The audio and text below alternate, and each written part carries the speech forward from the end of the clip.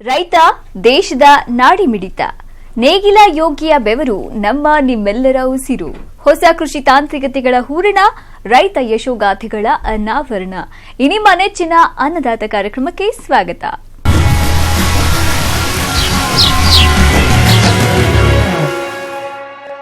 ಇಂದು ಕೃಷಿಯಲ್ಲಿ ರೈತರು ರೋಗಗಳ ಹತೋಟಿಗೆ ವಿವಿಧ ದುಬಾರಿ ಔಷಧಗಳನ್ನು ಬಳಸ್ತಾ ಇದ್ದಾರೆ. ಆದರೆ ಕೆಲವು ರೋಗನಾಶಕಗಳನ್ನ ಮನೆಯಲ್ಲೇ ತಯಾರಿಸಿಕೊಳ್ಳಬಹುದು. ಬೋಡೋ ದ್ರಾವಣ ಅದರಲ್ಲಿ ಒಂದು. ತೋಟಗಾರಿಕೆ ಬೆಳೆಗಳಲ್ಲಿ ಕಂಡುಬರುವಂತಹ ಕೆಲವು ರೋಗಗಳಿಗೆ ಇದು ರಾಮಬಾಣ ಅಂತಾನೆ ಹೇಳ್ಬೋದು. ಮತ್ತು ಇದನ್ನ ವೈಜ್ಞಾನಿಕ ಕ್ರಮಗಳ ಮೂಲಕ ಕಡಿಮೆ ವೆಚ್ಚದಲ್ಲಿ ತಯಾರಿಸಿಕೊಳ್ಳಬಹುದು ಅಂತ ಹೇಳ್ತಾರೆ ತಜ್ಞರು.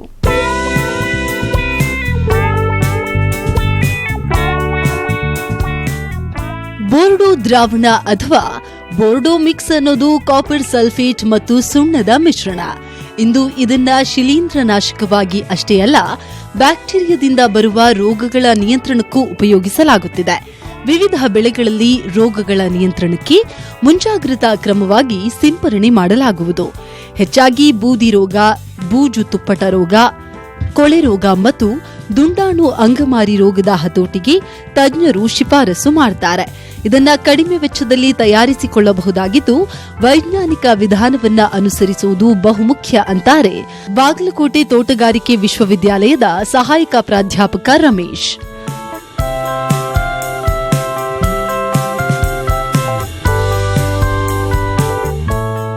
ಸಾಮಾನ್ಯವಾಗಿ ರೈತರು ಏನ್ ಮಾಡ್ತಾರೆ ಅಂದ್ರೆ 1% ಬೋರ್ಡೋ ದ್ರಾವಣವನ್ನ ತಯಾರಿಸ್ತಾರೆ. ಸೊ 1 ಬೋರ್ಡೋ ದ್ರಾವಣ ಅಂದ್ರೆ 100 ಲೀಟರ್ ಬೋರ್ಡೋ ದ್ರಾವಣವನ್ನ ತಯಾರಿಸಬೇಕಂದ್ರೆ ನಮ್ಗೆ ಏನಪ್ಪಾ ಅಂದ್ರೆ 1 kg ಮೈಲುತುತ್ತೆ, ಅದೇ ರೀತಿಯಾಗಿ ಮಾರುಕಟ್ಟೆಯಲ್ಲಿ ಸಿಗ್ತಕ್ಕಂಥ ಈ ಒಂದು ಚೂನ ಅದು ಅಂದ್ರೆ 400 ಗ್ರಾಂ ಬೇಕಾಗುತ್ತೆ. ಇಲ್ಲಿ ನೀವು ನೋಡ್ತಾ ಇದ್ದೀರಿ, ಸೊ ನಾವು 2 ಬಕೆಟ್ ಗಳನ್ನ ಇಟ್ಟಿದ್ದೀವಿ. ಇದು 50 ಲೀಟರ್ ನೀರನ್ನ 2 ಬಕೆಟ್ ನಲ್ಲಿ ಸಪರೇಟ್ ಆಗಿ ಇಟ್ಟಿದ್ದೇವೆ. ಅದೇ ರೀತಿಯಾಗಿ ಇದು ಮೈಲುತುತ್ತೆ ಕಾಪರ್ ಸಲ್ಫೇಟ್, ಇದು 1 kg ಇದೆ. ಇದನ್ನ ನಾವು ಸಪರೇಟ್ ಆಗಿ 50 ಲೀಟರ್ ನೀರಿನಲ್ಲಿ ಮೊದಲಿಗೆ ಕರಿಸಿಕೊಳ್ಬೇಕಾಗುತ್ತದೆ. ಇದು pH ಪೇಪರ್. ಈ ಬೋರ್ಡೋ ದ್ರಾವಣ ತಯಾರಿಸಲು ಬಹಳ ಒಂದು ಪ್ರಮುಖ ಪಾತ್ರವನ್ನು ವಹಿಸುತ್ತದೆ. ಯಾಕಪ್ಪ ಅಂದ್ರೆ ನಾವು ಸುಣ್ಣ ಮತ್ತು ಕಾಪರ್ ಸಲ್ಫೇಟ್ ಎರಡನ್ನು ನಾವು ಮಿಕ್ಸ್ ಮಾಡ್ತಾ ಹೋದ್ರೆ ಸೊ 7 pH ಬರೋಕ್ಕೆ ನಾವು ಅಡ್ಜಸ್ಟ್ ಮಾಡಬೇಕಾಗುತ್ತೆ. ಸೊ ವೈಜ್ಞಾನಿಕವಾಗಿ ನಾವು ಬೋರ್ಡೋ ದ್ರಾವಣ ತಯಾರಿಸಲು ಈ pH ಪೇಪರ್ ಅನ್ನ ಉಪಯೋಗಿಸಬೇಕಾಗ್ತದೆ. ಮೈಲುತುತ್ತೆಯನ್ನು ಏನ್ ಮಾಡಬೇಕಪ್ಪ ಅಂದ್ರೆ ಒಂದು ಬಟ್ಟೆಯಲ್ಲಿ ಹಾಕೊಂಡು ನಾವು ಏನು 50 ಲೀಟರ್ ಸಪರೇಟ್ ಆಗಿ 2 ಬಕೆಟ್ ಮಾಡ್ತೇವೆ. ಒಂದರಲ್ಲಿ 50 ಲೀಟರ್ ನೀರಿನಲ್ಲಿ ಏನಪ್ಪಾ ಅಂದ್ರೆ ಈ ಮೈಲುತುತ್ತೆಯನ್ನ ಬಟ್ಟೆಯಲ್ಲಿ ಹಾಕಿ ಅದನ್ನ ನಿಧಾನವಾಗಿ ಗಂಟು ಕಟ್ಟಿ ಎದ್ದುತ್ತಾ ಹೋದಂಗೆ ಏನಾಗ್ತಂದ್ರೆ ನಿಧಾನವಾಗಿ ಅದು ಮೈಲುತುತ್ತೆ ಏನಪ್ಪಾ ಅಂದ್ರೆ ನೀರಿನಲ್ಲಿ ಕರಗ್ತಾ ಹೋಗ್ತದೆ. ಕೆಲವೊಂದು ರೈತರು ಏನ್ ಮಾಡ್ತಾರಪ್ಪ ಅಂದ್ರೆ ರಾತ್ರಿನೇ ಏನಪ್ಪಾ ಅಂದ್ರೆ ನೀರಿನಲ್ಲಿ ಹಾಕ್ಬಿಟ್ಟು ಬೆಳಗ್ಗೆ ಅದನ್ನ ತೆಗೆದು ಉಪಯೋಗಿಸ್ತಕ್ಕಂಥದ್ದು ಅಥವಾ ಬಿಸಿ ನೀರಿನಲ್ಲಿ ಕರಗಿಸ್ತಕ್ಕಂಥದ್ದು ಈ ರೀತಿ ಮಾಡ್ತಾರೆ. ಅದು ವೈಜ್ಞಾನಿಕವಾಗಿರೋದಿಲ್ಲ. ಇಮಿಡಿಯೇಟ್ ಆಗಿ ಈ ರೀತಿ ಸ್ಲೋ ಆಗಿ ಎತ್ತಾ ಹೋದ್ರೆ ಮೈಲುತುತ್ತೆ ಏನಾಗುತ್ತೆ ನೀರಿನಲ್ಲಿ ಕರಗ್ತಾ ಹೋಗ್ತದೆ. ಅದೇ ರೀತಿಯಾಗಿ ಇನ್ನೊಂದು ಬಕೆಟ್ ಅಲ್ಲಿ ನಾವು 50 ಲೀಟರ್ ನೀರನ್ನು ತೆಗೆದುಕೊಂಡಿದ್ದೇವೆ. ಆ ಒಂದು 50 ಲೀಟರ್ ನೀರಿನಲ್ಲಿ ನಾವೇನಾದ್ರು ಈ ಸುಣ್ಣ ಇದೆಯಲ್ಲ, ಈ ಇನ್ಸ್ಟೆಂಟ್ ಮಾರ್ಕೆಟ್ ಅಲ್ಲಿ ದೊರೆತಕ್ಕಂಥ ಈ ಸುಣ್ಣವನ್ನ ಅದರಲ್ಲಿ ಕರಿಸಿಕೊಳ್ಬೇಕಾಗ್ತದೆ.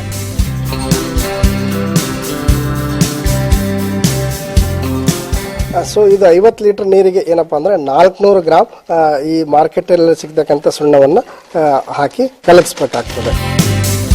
ಈ ರೀತಿ ನಾವು 2 ಬಕೆಟ್ ಗಳನ್ನ ಸಪರೇಟ್ ಆಗಿ ಒಂದರಲ್ಲಿ ಮೈಲುತುತ್ತೆ ಮತ್ತೊಂದರಲ್ಲಿ ಸುಣ್ಣವನ್ನ ಕಲಿಸ್ಕೊಳ್ಬೇಕಾಗುತ್ತೆ. ಈ ಕರಗಿದ ನಂತರ ಇದನ್ನ ಏನಪ್ಪಾ ಅಂದ್ರೆ ನಾವು 3ನೇ ಬಕೆಟ್ ನಲ್ಲಿ ಸಮ ಪ್ರಮಾಣದಲ್ಲಿ ಹಾಕ್ತಾ ಆನಂತರ ಕಟ್ಟಿಗೆಯಿಂದ ಅದನ್ನ ನಾವೇನಂದ್ರೆ ಕಲಕ್ತಾ ಹೋಗ್ಬೇಕಾಗ್ತದೆ. ಕಾಪರ್ ಸಲ್ಫೇಟ್ ದ್ರಾವಣ ಸಂಪೂರ್ಣವನ್ನ ಹಾಕಬೇಕು. ಆ ನಂತರ ಸುಣ್ಣದ ಏನಪ್ಪಾ ಅಂದ್ರೆ ಒಂದು 10 ಲೀಟರ್ ಅಷ್ಟು ದ್ರಾವಣ ಹಾಕದೆ ಹಾಗೆ ಇಟ್ಕೊಂಡು ಸೊ ಒಂದು ಟೈಮ್ ನಾವೇನಪ್ಪ ಅಂದ್ರೆ pH ಅನ್ನ ಚೆಕ್ ಮಾಡಬೇಕಾಗುತ್ತೆ. pH ಪೇಪರ್ ಅಲ್ಲಿ ಒಟ್ಟಾರೆಪ್ಪ ಅಂದ್ರೆ 1 ರಿಂದ 14 pH ಇರ್ತದೆ.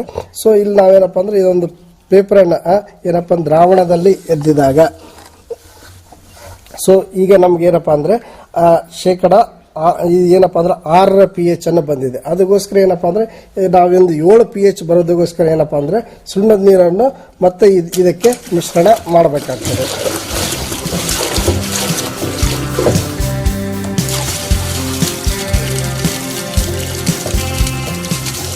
pH ಅನ್ನ ಚೆಕ್ ಮಾಡೋಣ ಎಷ್ಟಿದೆ pH ಅಂತ. ಸೊ ಈ ದ್ರಾವಣ ಏನಪ್ಪಾ ಅಂದ್ರೆ ಈಗ pH 7ಕ್ಕೆ ಏನಂದ್ರೆ ಅಡ್ಜಸ್ಟ್ ಆಗಿದೆ. ಅಂದ್ರೆ ಈ ರೀತಿ ನಮಗೆ ಏನಂದ್ರೆ pH ಪೇಪರ್ ಇದ್ದಿದ್ದಾಗ ಈ ಕಲರ್ ಮತ್ತು ಇಲ್ಲಿ pH ಹಾಳೆ ಮೇಲೆ ಇರ್ತಕ್ಕಂಥ ಕಲರ್ ಎರಡು ಸಮ ಪ್ರಮಾಣದಲ್ಲಿ ಕಾಣಬೇಕಾಗ್ತದೆ. ಇಲ್ಲೇನಪ್ಪಾ ಅಂದ್ರೆ ಇನ್ನೊಂದೇನಪ್ಪಾ ಅಂದ್ರೆ ಈಗ ನಮಗೆ ಸುಣ್ಣದ ನೀರು ಏನಪ್ಪಾ ಅಂದ್ರೆ ಇಷ್ಟು ಇಳಿದಿದೆ ಅಂದ್ರೆ ಇದು ಸರಿಸುಮಾರು 4-5 ಲೀಟರ್ ಅಷ್ಟು ನೀರಿದೆ. ಸೊ ಈ ನೀರನ್ನು ನಾವೇನಾದ್ರೂ ಸುಣ್ಣದ ನೀರನ್ನ ಚೆಲ್ಲಿಬಿಟ್ಟು ಇದರಷ್ಟೇ ಫ್ರೆಶ್ ನೀರನ್ನ ನಾವೇನಪ್ಪಾ ಅಂದ್ರೆ ಆ ದ್ರಾವಣಕ್ಕೆ ಹಾಕೊಂಡು ಒಟ್ಟಾರೆ ಆಗಿಯಪ್ಪ ಅಂದ್ರೆ 100 ಲೀಟರ್ಗೆ ನಾವು ಮೇಕಪ್ ಅನ್ನ ಮಾಡ್ಕೊಳ್ಬೇಕಾಗ್ತದೆ. ಬೋಡೋ ದ್ರಾವಣವನ್ನು ನಾವು ಏನಪ್ಪಾ ಅಂದ್ರೆ ಯಾವ್ಯಾವ ಬೆಳೆಗೆ ರೋಗವನ್ನು ನಿರ್ವಹಣೆಗೋಸ್ಕರ ಉಪಯೋಗಿಸ್ಬೇಕಪ್ಪ ಅಂತಂದ್ರೆ, ಸೊ ದ್ರಾಕ್ಷಿ ಬೆಳೆಯಲ್ಲಿ ಭುಜತುಪ್ಪಟ ರೋಗ, ದೌಣ್ಣಿ ಮಿಲ್ಡ್ಯೂ ಆಗಲಿ, ಅದೇ ರೀತಿಯಾಗಿ ದಾಳಿಂಬೆ ಬೆಳೆಯಲ್ಲಿ ಅಂಗಮಾರಿ ರೋಗ ಅಂದ್ರೆ ಬ್ಯಾಕ್ಟೀರಿಯಾ ಬ್ಲೈಟ್ ಆಫ್ ಪೊಮಗ್ರಾನೇಟ್, ಅದೇ ರೀತಿಯಾಗಿ ಲಿಂಬೆ ಬೆಳೆಯಲ್ಲಿ ಕಜ್ಜಿ ರೋಗ ಇದಕ್ಕೆ, ಅದೇ ರೀತಿಯಾಗಿ ಶುಂಠಿ ಬೆಳೆಗೆ ಏನಪ್ಪಾ ಅಂದ್ರೆ ಗಡ್ಡೆ ಕೊಳೆ ರೋಗ, ಮೆಣಸಿನಕಾಯಲ್ಲಿ ಹಣ್ಣು ಕೊಳೆ ರೋಗ, ಪಪ್ಪಾಯದಲ್ಲಿ ಸಸಿ ಮಡಿಯಲ್ಲಿ ಸಸಿ ಕೊಳೆ ರೋಗ, ಹಣ್ಣು ಕೊಳೆ ರೋಗ, ಪೈಟೋಪ್ತರಾ ಬೇರು ಕೊಳೆ ರೋಗ, ತೆಂಗಿನಲ್ಲಿ ಅಂದ್ರೆ ಕೊಳೆ ರೋಗ, ಅಣಬೆ ರೋಗ, ಸುಳಿ ಕೊಳೆ ರೋಗ ಮತ್ತು ಕಾಂಡ ಸೋರುವಿಕೆ, ಈ ರೋಗಗಳ ನಿಯಂತ್ರಣಕ್ಕೆ ಬೋಡೋ ದ್ರಾವಣವನ್ನು ಉಪಯೋಗಿಸಬಹುದು. ಸೊ ನಾವು ಬೋಡೋ ದ್ರಾವಣವನ್ನು ತಯಾರಿಸಬೇಕಾದ್ರೆ ಕೆಲವೊಂದು ಮುಂಜಾಗ್ರತಾ ಕ್ರಮಗಳನ್ನು ಕೈಗೊಳ್ಳಬೇಕಾಗುತ್ತೆ. ಅದರಲ್ಲಿ ಮುಖ್ಯವಾದದ್ದಂದ್ರೆ ನಾವು ಈ ಬೋಡೋ ದ್ರಾವಣವನ್ನು ತಯಾರಿಸಬೇಕಂದ್ರೆ ಉಪಯೋಗಿಸ್ತಕ್ಕಂತಹ ಪಾತ್ರೆಗಳಂದ್ರೆ ಲೋಹದ್ದು ಆಗಿರಬಾರದು. ಇದರಿಂದ ಏನಾಗುತ್ತಂದ್ರೆ ನಮಗೆ pH ವೇರಿಯೇಷನ್ ಬರ್ತದೆ. ಆಮೇಲೆ ಇನ್ನೊಂದೇನಪ್ಪ ಅಂದ್ರೆ ಇವತ್ತು ನಾವು ಬೋಡೋ ದ್ರಾವಣವನ್ನು ಈಗ ತಯಾರಿಸಿದ್ವಿ ಅಂದ್ರೆ ಇಮಿಡಿಯೇಟ್ ಆಗಿ ನಾವು ಅದನ್ನ ಸ್ಪ್ರೇಯನ್ನ ಮಾಡಬೇಕು. ಯಾವುದೇ ಕಾರಣಕ್ಕೂ ನಾಳೆ ಅಥವಾ ನಾಡಿದಂತ ಮುಂದೂಡತಕ್ಕಂಥದ್ದು ಮಾಡಬಾರ್ದು. ಇದರಿಂದ ಏನಾಗುತ್ತೆ ಅಲ್ಲಿ ರಾಸಾಯನಿಕ ಕ್ರಿಯೆಗಳಾಗಿ ಅದು 7 pH ಅನ್ನ ಕಾಪಾಡ್ಕೊಳ್ಳೋದಿಲ್ಲ.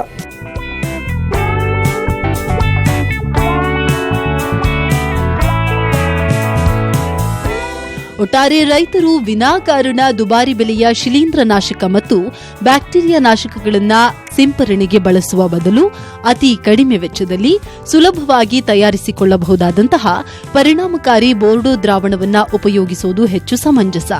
ಇಂದು ಅನೇಕ ರೈತರು ಅಧಿಕ ಇಳುವರಿ ಪಡಿಬೇಕು ಅನ್ನುವಂತ ತರಾತುರಿಯಲ್ಲಿ ಹೆಚ್ಚಿನ ರಸಗೊಬ್ಬರ ಬಳಕೆನ ಮಾಡ್ತಾ ಇದ್ದಾರೆ. ಆದರೆ ಇದರಿಂದ ಉತ್ಪಾದನಾ ವೆಚ್ಚ ಅಧಿಕ ಆಗೋದಲ್ಲದೆ ಭೂಮಿಯ ಆರೋಗ್ಯವೂ ಕೂಡ ಹದಗೆಡುತ್ತೆ.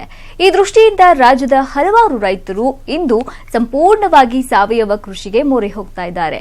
ಕಲಬುರಗಿ ಜಿಲ್ಲೆಯ ರೈತರೊಬ್ಬರು ಇದೇ ಪದ್ಧತಿಯಲ್ಲಿ ಬಾಳೆ ಬೆಳೆದು ಸೈ ಅನ್ನಿಸಿಕೊಂಡಿದ್ದಾರೆ. ಅಷ್ಟೇ ಅಲ್ಲ, 3ನೇ ಬೆಳೆಯಲು ಅಧಿಕ ಆದಾಯ ಗಳಿಸುವ ನಿರೀಕ್ಷೆಯಲ್ಲಿದ್ದಾರೆ.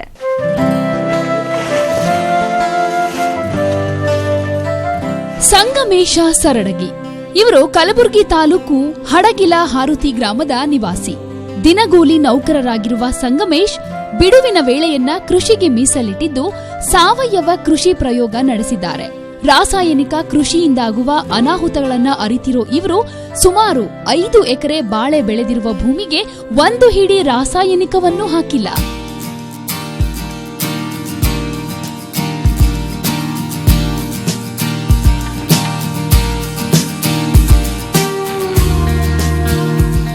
ನಿಮಗೆ ಆಶ್ಚರ್ಯ ಆಗಬಹುದು. ಇಲ್ಲಿ ನೀವು ನೋಡ್ತಾ ಇರೋದು 3ನೇ ಬೆಳೆ. 2015ರಲ್ಲಿ ಮುಖ್ಯ ಬೆಳೆಯನ್ನ ನಾಟಿ ಮಾಡುವ ಸಮಯದಲ್ಲಿ ಉಪಯೋಗಿಸಿದ್ದು ಕೊಟ್ಟಿಗೆ ಗೊಬ್ಬರ ಮತ್ತು ಬೇವಿನ ಹಿಂಡಿ ಮಾತ್ರ.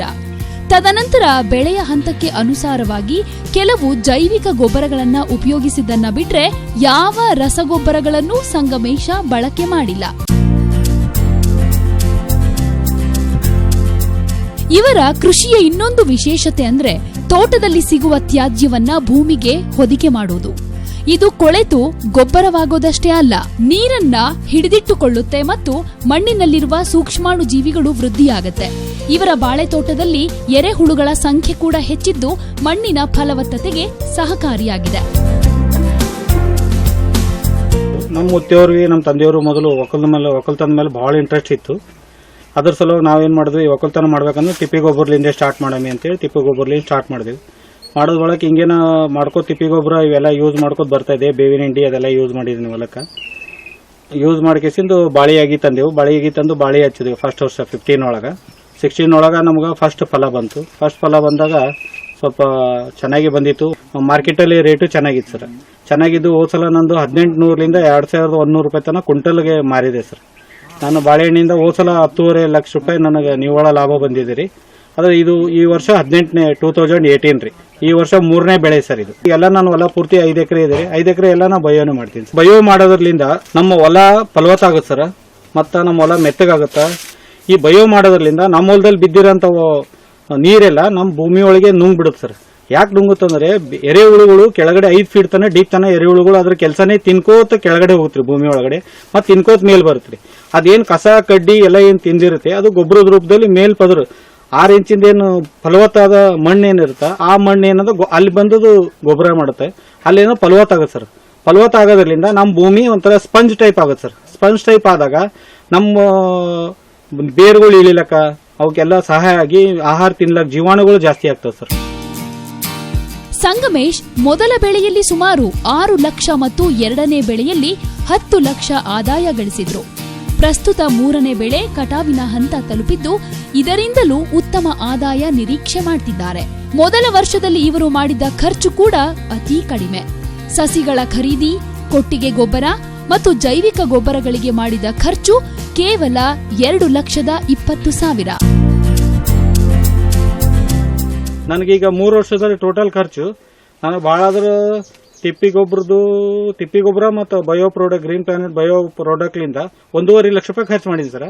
ಆದ್ರೆ ಅವು ಬೆಲೆಗಳು ತರ ಸಲುವಾಗಿ ಒಂದು 70,000 ಖರ್ಚು ಮಾಡೀನಿ. ಅದು ಬಿಟ್ಟರೆ ಬೇರೆ ಏನು ಖರ್ಚ ಇಲ್ಲ ಸರ್. ಒಳಗೆ ಹೊಲ್ದಾಗ ಏನು ಸದಿ ಗಿದಿ ಏನೂ ಈಗ ಖರ್ಚಿಲ್ಲ ಸರ್. ನಾ ಏನ್ ಮಾಡ್ತೀನಿ ಅಂದ್ರೆ ಇವು ಗೊನಿ ಕಟ್ ಮಾಡ್ತೀನಿ. ಗೊನಿ ಕಟ್ ಮಾಡಿದಾಗ ಇವು ಎಲಿ ಏನ್ ಕಟ್ ಮಾಡ್ತೀವಿ ಇಡ್ತೀವಲ್ಲ ಸರ್, ಅವೆಲ್ಲ ನೆಲದ ಮೇಲೆ ಹಾಸ್ಬಿಡ್ತೀವಿ ಸರ್. ಯಾವುದೇ ಒಂದಂತ ಕಳೆ ಬರಲ್ಲ. ಅದು ಹೆಣ್ಮಕ್ಳಿಗೆ ನಾವು ತಂದು ಸದಿ ಕಳಿಸ್ಲಕ್ಕ ಮಾಡ್ಲಕ್ಕ ಈಗ 2 ವರ್ಷದಿಂದ ಏನು ಮಾಡಿದ್ವಿ ಸರ್. ಫಸ್ಟ್ ಇಯರ್ ಏನ್ ಮಾಡಿದ್ದೀನಿ ಸರ್. 2ನೇ ವರ್ಷ 3ನೇ ವರ್ಷನ ಏನು ಹೊಲಕ್ಕೆ ಖರ್ಚು ಮಾಡಿಲ್ಲ ಸರ್. ಅಷ್ಟೇ ನಮ್ಮ ಬಯೋ ಪ್ರಾಡಕ್ಟ್ ಗೊಬ್ಬರ ಮತ್ತು ಇದು ಮಾಡ್ಕೊಂಡು ಬರ್ತಾ ಇದ್ದೀನಿ ಸರ್. ಭಾಳ ಬೆಸ್ಟ್ ಗೊನೆಗಳು ಬಂದಿದೆ ಸರ್. 3ನೇ ವರ್ಷದಿಂದ 10 ಫೀಟ್ಲಿಂದ 12 ಫೀಟ್ ತನಕ ಗಿಡಗಳು ಬಂದಿದೆ ಸರ್. ಮತ್ತು 14ರಿಂದ 18 ಅಣಿಗೆ ತನಕ ಬಿ ಬಂದಿದೆ ಸರ್. ಚೆನ್ನಾಗಿ ಬಂದಿದೆ ಸರ್. ಇವರ ಈ ಸಾವಯವ ಕೃಷಿ ಪದ್ಧತಿಯಿಂದಾಗಿ ಭೂಮಿ ಫಲವತ್ತಾಗಿ ಮಾರ್ಪಟ್ಟಿದೆ. ಜೊತೆಗೆ ಕಡಿಮೆ ಖರ್ಚಿನಲ್ಲಿ ಉತ್ತಮ ಫಸಲೂ ಸಿಗ್ತಿದೆ. ಆರೋಗ್ಯಪೂರ್ಣ ಮಣ್ಣಿನಲ್ಲಿ ಬೆಳೀತಾ ಇರೋ ಬಾಳೆಹಣ್ಣಿಗೆ ಸ್ಥಳೀಯವಾಗಿಯೇ ಉತ್ತಮ ಬೇಡಿಕೆ ಇದ್ದು ಮಾರುಕಟ್ಟೆಯಲ್ಲಿ ಇತರೆ ಬಾಳೆಗಿಂತ ಹೆಚ್ಚಿನ ಬೆಲೆ ಸಿಗ್ತಾ ಇದೆ.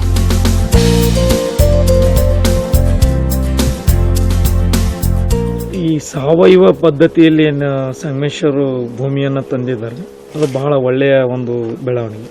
ಯಾಕಂದ್ರೆ ಈಗ ಸಾವಯವ ಪದ್ಧತಿಯಲ್ಲಿ ಈ ಎರೆಹುಳ ಗೊಬ್ಬರ ತಿಪ್ಪಿ ಗೊಬ್ಬರ ಹಾಕೋದ್ರಿಂದ ಈ ಒಂದು ಭೂಮಿಯ ಫಲವತ್ತತೆ ಒಂದು ಕಡೆ ಕಾಪಾಡಿದ್ರೆ ಇನ್ನೊಂದು ಬೆಳೆಯ ಫಲವತ್ತತೆ ಎರಡನೇ. ಯಾಕಂದ್ರೆ ಇದರಲ್ಲಿ ಸಾವಯವ ಪದ್ಧತಿಯಲ್ಲಿ ಬೆಳೆದಂಥ ಹಣ್ಣಿನ ರುಚಿ ಯಾವ ಒಂದು ಈ ಕೆಮಿಕಲ್ಸ್ ಉಪಯೋಗ ಮಾಡದೆ ಬೆಳೆದಂಥದ್ದು ಇದರಲ್ಲಿ ಬರಲ್ಲ. ಮಾರ್ಕೆಟಿಂಗ್ ಅಲ್ಲಿ ತುಂಬಾ ಬೆಲೆ ಇರ್ತದೆ. ಸೊ ಇವರು ರೈತರು ಏನು ಪ್ರಯತ್ನ ಮಾಡಿ ಏನು ತರ್ತಾರಲ್ಲ ಅದು ಬಹಳ ಮಾರ್ಕೆಟ್ ಅಲ್ಲಿ ಒಳ್ಳೆ ಬೆಲೆ ಸಿಗ್ತಕ್ಕಂಥ ಚಾನ್ಸಸ್ ಇದೆ. ಯೂರಿಯಾ ಇಲ್ಲ, DAP ಇಲ್ಲ, ಏನೂ ಇಲ್ರಿ. ಬರೀ ಬಯೋ ಏನು ಮಾಡ್ಯಾರ ಅದು ತಂದು ಕೊಡ್ತಾರೆ, ಅದೇ ಹಾಕಿ ಓದಿದ್ದೇನೆ ರೀ. ಏನು 6 ಫೀಟ್ ಅಡಲಂಕ ಬಾಳೆ ಗಿಡ ಹಚ್ಚಿದೇವ್ರಿ. ಏನು ಕಸ ಕಡ್ಡಿ ಏನದ ಒಟ್ಟು ಒಳಗೆ ನಾವು ಒಂದೇ ಒಂದು ಹಂಟಂತೂ ಹೊರಗೆ ಹಾಕಿಲ್ರಿ. ಒಟ್ಟು ಒಳಗೆ ಅದ ರೀ. ಅದು ಏನದ ಪೂರ ಎರಿಹುಳ ಮೈದ್ ಕಸಿ ಪೂರಾ ಗೊಬ್ಬರ ಆಗ್ಯದ. ಸಂಗಮೇಶ್ ಸಾವಯವ ಪದ್ಧತಿಯಲ್ಲಿ ಬಾಳೆಯನ್ನ ಬೆಳೀತಾ ಇರೋದಷ್ಟೇ ಅಲ್ಲ, ಹಣ್ಣನ್ನ ಮಾಗಿಸೋದಕ್ಕೆ ಯಾವುದೇ ರಾಸಾಯನಿಕವನ್ನು ಬಳಕೆ ಮಾಡೋದಿಲ್ಲ. ನೈಸರ್ಗಿಕವಾಗಿಯೇ ಸ್ಥಳೀಯ ಪದ್ಧತಿಯ ಮೂಲಕ ಹಣ್ಣು ಮಾಡಿ ಮಳಿಗೆಗಳಿಗೆ ಪೂರೈಕೆ ಮಾಡ್ತಾರೆ. ಈ ರೀತಿ ಮಾಗಿಸಿದ ಹಣ್ಣು 5 ದಿನಗಳಿಟ್ರೂ ಕೆಡೋದಿಲ್ಲ ಅಂತಾರೆ ಸಂಗಮೇಶ್ ಅವರ ಪತ್ನಿ ವಿಜಯಲಕ್ಷ್ಮಿ.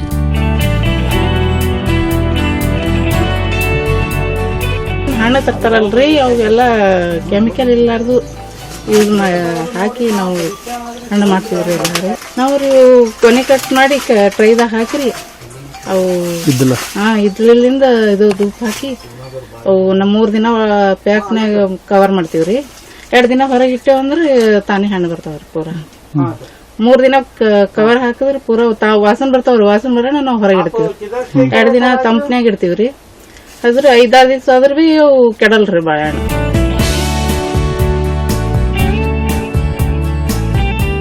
ಒಟ್ನಲ್ಲಿ ಸಾವಯವ ಕೃಷಿ ಪದ್ಧತಿ ಅಳವಡಿಸಿಕೊಳ್ಳೋದರ ಮೂಲಕ ರಾಸಾಯನಿಕ ಮುಕ್ತ ಬಾಳೆ ಉತ್ಪಾದನೆ ಮಾಡ್ತಾ ಇರೋದಷ್ಟೇ ಅಲ್ಲ, ಕಡಿಮೆ ಖರ್ಚಿನಲ್ಲೇ ಅಧಿಕ ಆದಾಯ ಗಳಿಸ್ತಾ ಇದ್ದಾರೆ ಮತ್ತು ಭೂಮಿಗೆ ಶಕ್ತಿ ತುಂಬುವ ಕೆಲಸವನ್ನ ಸಂಗಮೇಶ್ ಮಾಡ್ತಾ ಇದ್ದು ಇತರರ ಮೆಚ್ಚುಗೆಗೆ ಕಾರಣರಾಗಿದ್ದಾರೆ.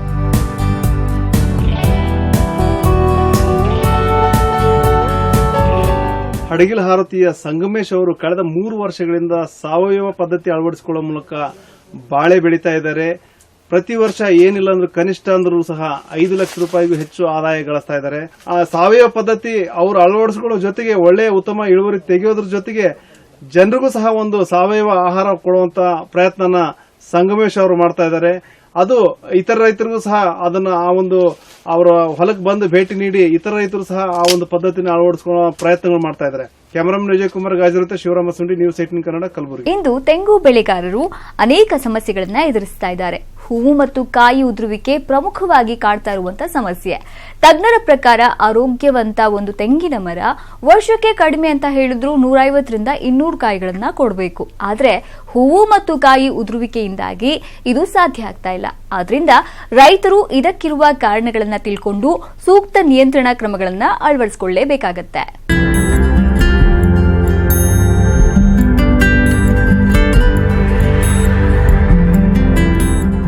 ತೆಂಗಿನಲ್ಲಿ ಸಹಜವಾಗಿ 60% ಹೂವು ಉದುರುತ್ತವೆ. ಆದರೆ ಕೆಲವೊಮ್ಮೆ ಹೂವು ಮತ್ತು ಸಣ್ಣ ಕಾಯಿಗಳು 60%ಕ್ಕಿಂತ ಹೆಚ್ಚಿನ ಪ್ರಮಾಣದಲ್ಲಿ ಉದುರುವುದನ್ನು ನೋಡಬಹುದು.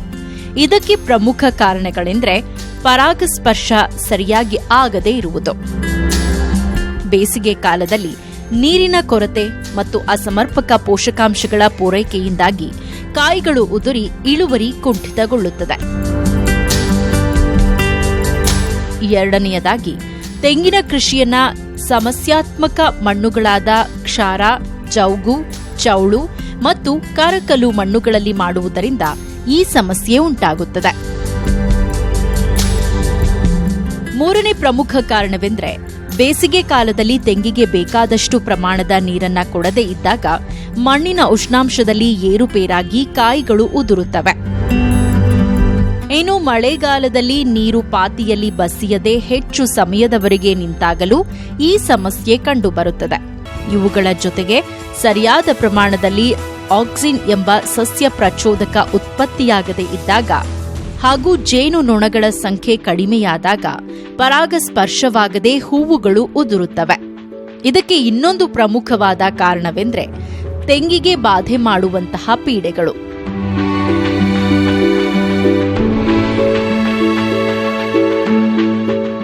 ಅವುಗಳಲ್ಲಿ ಮುಖ್ಯವಾಗಿ ಮೈಟ್ ನುಸಿ ಹಾಗೂ ಶಿಲೀಂಧ್ರ ರೋಗಗಳು ಮತ್ತು ಇಲಿಗಳು ಕೂಡ ಮರದಲ್ಲಿರುವ ಎಳೆ ಕಾಯಿಗಳನ್ನ ಕೊರೆದು ಎಳನೀರು ಕುಡಿಯುವುದರಿಂದ ಕಾಯಿಗಳು ಉದುರುತ್ತವೆ. ಈ ಎಲ್ಲಾ ಅಂಶಗಳನ್ನ ಗಮನಿಸಿ ರೈತರು ಹೂವು ಮತ್ತು ಕಾಯಿಗಳು ಉದುರದಂತೆ ಮಾಡಲು ಕೆಲವು ಮುಖ್ಯ ಕ್ರಮಗಳನ್ನು ಪಾಲಿಸಬೇಕು. 4 ವರ್ಷ ಮೇಲ್ಪಟ್ಟ ಪ್ರತಿ ತೆಂಗಿನ ಮರಕ್ಕೆ ಪ್ರತಿ ವರ್ಷ 50 ಕೆಜಿ ಹಸಿರೆಲೆ ಗೊಬ್ಬರ ಅಥವಾ ಕೊಟ್ಟಿಗೆ ಗೊಬ್ಬರವನ್ನ ಕೊಡಬೇಕು. ಇವುಗಳ ಜೊತೆಗೆ ರಸಗೊಬ್ಬರಗಳಾದ urea 1 KG, super phosphate 2 KG ಮತ್ತು ಪೊಟ್ಯಾಷ್ ಅನ್ನ 2.5 ಕೆಜಿಯಷ್ಟು 2 ಸಮ ಕಂತುಗಳಲ್ಲಿ ಅಂದರೆ ಜೂನ್, ಜುಲೈ ಮತ್ತು ಅಕ್ಟೋಬರ್, ನವೆಂಬರ್ ತಿಂಗಳಿನಲ್ಲಿ ಕೊಡಬೇಕು. ಇದಲ್ಲದೆ ಪ್ರತಿ ತೆಂಗಿನ ಮರಕ್ಕೆ 50 ಗ್ರಾಂ ಬೋರಾಕ್ಸ್ ಮತ್ತು 800 ಗ್ರಾಂ ಸಲ್ಫೇಟ್ ಒದಗಿಸುವುದು ಉತ್ತಮ. ಬೇಸಿಗೆ ಕಾಲದಲ್ಲಿ ನೀರಿನ ಕೊರತೆಯಾಗದಂತೆ ಗಿಡಗಳ ಸುತ್ತ ತಪ್ಪದೆ ಹೊದಿಕೆ ಮಾಡಬೇಕು. ನೀರಿನ ಅನುಕೂಲವಿರುವ ರೈತರು ಹನಿ ನೀರಾವರಿ ಅಳವಡಿಸಿಕೊಂಡರೆ ಸಮರ್ಪಕವಾಗಿ ನೀರು ಕೊಟ್ಟು ಹೂವು ಮತ್ತು ಕಾಯಿಗಳು ಉದುರದಂತೆ ತಡೆಗಟ್ಟಬಹುದು. ಮಳೆಗಾಲದಲ್ಲಿ ಪಾತಿಗಳಲ್ಲಿ ಬಸಿಯದೆ ನಿಂತ ನೀರನ್ನ ಹೊರಗೆ ಕಳುಹಿಸುವ ವ್ಯವಸ್ಥೆ ಮಾಡಬೇಕು. ತೋಟದಲ್ಲಿ ಎಕರೆಗೆ 6ರಿಂದ 7 ಜೇನು ಪಟ್ಟಿಗೆಗಳನ್ನು ಇಡಬೇಕು. ಇದರಿಂದ ಪರಾಗಸ್ಪರ್ಶದ ಜೊತೆಗೆ ರೈತರಿಗೆ ಜೇನುತುಪ್ಪದಿಂದ ಹೆಚ್ಚುವರಿ ಆದಾಯ ಬರುತ್ತದೆ. ನುಸಿ ಪೀಡೆಗೊಳಗಾದ ಕಾಯಿಗಳನ್ನು ಬೇರ್ಪಡಿಸಿ ನಾಶಪಡಿಸಬೇಕು. ಇದರ ನಿಯಂತ್ರಣಕ್ಕೆ ಬೇರಿನ ಮೂಲಕ ಅಂತರ್ವ್ಯಾಪಿ ಕೀಟನಾಶಕಗಳನ್ನು ಒದಗಿಸಬೇಕು. ಪ್ರತಿ ಲೀಟರ್ ನೀರಿಗೆ 5 ಮಿಲಿ 2% ಬೇವಿನ ಎಣ್ಣೆಯನ್ನ ಮರಗಳಿಗೆ ಸಿಂಪಡಿಸಬಹುದು. ಎಲ್ಲಾ ಕ್ರಮಗಳನ್ನು ಮುಂಜಾಗ್ರತೆಯಿಂದ ಕೈಗೊಂಡ್ರೂ ಕೆಲವೊಮ್ಮೆ ಹೂವು ಮತ್ತು ಕಾಯಿಗಳು ಉದುರುವುದು ನಿಲ್ಲುವುದಿಲ್ಲ. ಅಂತಹ ಸಂದರ್ಭದಲ್ಲಿ 1 ಮಿಲಿ ಪ್ಲಾನೋಫಿಕ್ಸ್ ಅನ್ನ 4ರಿಂದ 5 ಲೀಟರ್ ನೀರಿಗೆ ಬೆರೆಸಿ ಸಿಂಪಡಿಸಬೇಕು. ಮತ್ತು ಹೊಸತಾಗಿ ತೆಂಗಿನ ತೋಟ ಮಾಡುವವರು ಉತ್ತಮ ಇಳುವರಿ ಕೊಡಬಲ್ಲ ಆರೋಗ್ಯವಂತ ತೆಂಗಿನ ಸಸಿಗಳನ್ನು ನಾಟಿಗೆ ಬಳಸಬೇಕು. ಒಂದು ವೇಳೆ ಈ ಎಲ್ಲಾ ಕ್ರಮಗಳನ್ನ ಕೈಗೊಂಡ್ರೂ ತೆಂಗಿನ ತೋಟಗಳಲ್ಲಿ ಹೂವು ಮತ್ತು ಕಾಯಿ ಉದುರುವುದು ನಿಲ್ಲದೇ ಇದ್ದಾಗ ತೋಟಗಾರಿಕೆ ಇಲಾಖೆ ಅಧಿಕಾರಿಗಳ ಸಲಹೆಯನ್ನ ಪಡೆದುಕೊಳ್ಳುವುದು ಉತ್ತಮ.